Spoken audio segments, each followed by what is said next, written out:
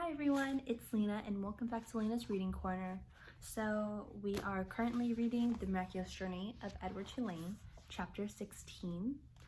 And so far, Edward has been through 3 different people and family who have loved him, starting with Abilene, then Nellie Lawrence, then Bull and Lucy.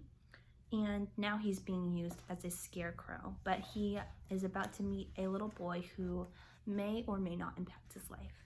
So let's get into chapter 16. "Bryce," said the old woman, "get away from that rabbit. I ain't paying you to stand and stare." "Yes, ma'am," said Bryce. He wiped his nose with the back of his hand and continued to look up at Edward. The boy's eyes were brown with flecks of gold shining in them. "Hey," he whispered to Edward. A crow settled on Edward's head, and the boy flapped his arms and shouted, "Go on, get!" And the bird spread his wings and flew away. "Bryce," shouted the old woman. "Ma'am?" said Bryce. "Get away from the rabbit. Do your work. I ain't gonna say it again." "Yes, ma'am," said Bryce. He wiped his hand across his nose. "I'll be back to get you," he said to Edward. The rabbit spent the day hanging by his ears, baking in the hot sun, watching the old woman and Bryce weed and hoe the garden. Whenever the woman wasn't looking, Bryce raised his hand and waved. The bird circled over Edward's head, laughing at him. What was it like to have wings? Edward wondered. If he had wings when he was tossed overboard, he would not have sunk to the bottom of the sea. Instead, he would have flown in the opposite direction, up into the deep, bright blue sky.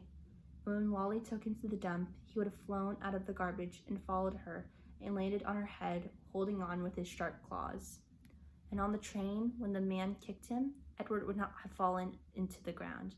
Instead, he would have risen up and sat on top of the train and laughed at the man.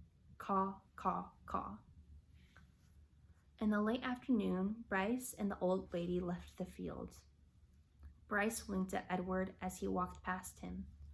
One of the crows lighted on Edward's shoulder and tapped him with his beak on Edward's china face, reminding the rabbit with each tap that he had no wings, that not only could he not fly, he could not move on his own at all, in any way. Dusk descended over the field, and then came true dark. A whip-poor-will sang out and over again and again. Whip-poor-will, whip-poor-will. It was the saddest sound Edward had ever heard. And then came another sound, the song and hum of a harmonica. Bryce stepped out of the shadows. "Hey," he said to Edward. He wiped his nose with the back of his hand, then played another bit of song on the harmonica. "I bet you didn't think I'd come back, but here I am. I come to save you." Too late, thought Edward as Bryce climbed the pole and worked at the wires that were tied around his wrists. "I'm nothing but a hollow rabbit." Too late, Edward thought as Bryce pulled the nails out of his ears. "I'm only a doll made of china." But when the last nail was out and he fell forward into Bryce's arms, the rabbit felt a rush of relief, and the feeling of relief was followed by one of joy. Perhaps, he thought, it is not too late, after all, for me to be saved.